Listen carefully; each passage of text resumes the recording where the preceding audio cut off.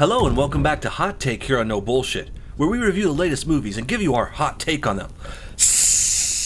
Today's topic is the newest movie from Jack Black and Cate Blanchett called The House with a Clock in Its Walls. Directed by Eli Roth, a very famous horror movie director, well, this movie marks a big change for his style. This is a family movie. It's for everyone. It's rated PG or PG-13, I believe, and it has some pretty cool stuff in it. But did the two main leads and this director hold up and make this movie into the kind of awesome masterpiece the trailer looked like? We're going to talk about that today and more here on Hot Take. In short, yes and no. This movie has good and bad parts to it. It's certainly not terrible, but it has a few mistakes and a few things I didn't like so much either. As I said before, this is a bit of a family movie. It's kind of for kids, but I think adults can enjoy it too. There's some fun parts in there. Jack Black does a great job, as does Cate Blanchett, but here comes the flawed part. The third main character, the kid actor, was a little cringy. As many child actors are, it's kind of hard to get a good kid actor in these movies nowadays, but this kid wasn't the best. He wasn't the worst either, but he certainly did some things that made my head turn. Now, Jack Black and Cate Blanchett are awesome as always. Jack Black's one of my favorite actors, and Cate Blanchett is awesome too. They did a great job playing the two witch characters in this movie, and other parts of this movie held up as well. The house, the actual setting, was awesome. It looked cool. It had lots of cool little sneaky things in it. There's some magical spells in there. There's some possessed things. There's a walking, talking chair. There's a stained glass window that always changes. There's secret rooms everywhere. The house looked cool, but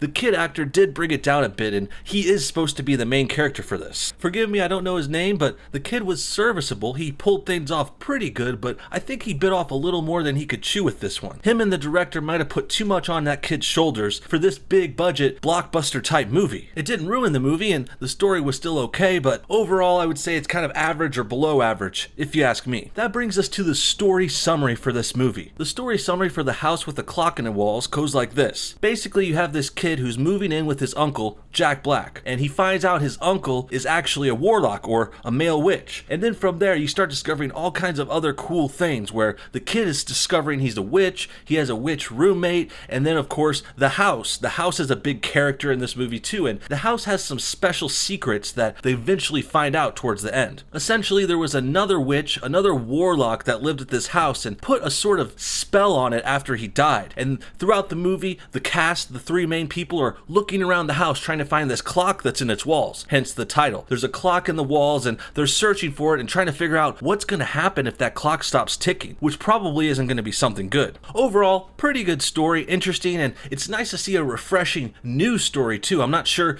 if this movie's based on a book or something, but it was certainly new, not a sequel, not a spin-off or anything, so that was refreshing. But at the same time, the story did have some lulls in it as well. It got a little boring at sometimes, a few yawns in there, a few points where I was like checking my clock, but in the end, it did wrap up pretty quickly and nicely, so it ended pretty strong, but overall, there were some lulls in there. And as I said before, the kid definitely brings this movie down a bit, maybe because it's for kids, so if kids are watching it, they might not be as strict about it, but as an adult watching the kid and him going to school, it got a little awkward, a little cringy, and there were even a few scenes where I was just like, had to look away. Particularly, there's one scene where the kid gets attacked by these magic books, and he starts screaming and freaking out, and it really makes you cringe and uncomfortable, and maybe that's what the director was going for, but overall, I really didn't like it. It threw me off. There's also a couple of other kid actors in the movie too that are a little cringy as well. The kid has a little friend who turns out to be this little asshole who does some really dumb stuff, like really dumb, even for a kid, that kind of helps move the plot along, but at the same time, you're like, really? Was the kid really gonna do that? Are they really gonna steal that book? But yeah, I'm not gonna spoil too much, but you know what I mean. All in all, House was still a pretty fun movie, worth a watch, certainly if you have kids, certainly if you're going with a family.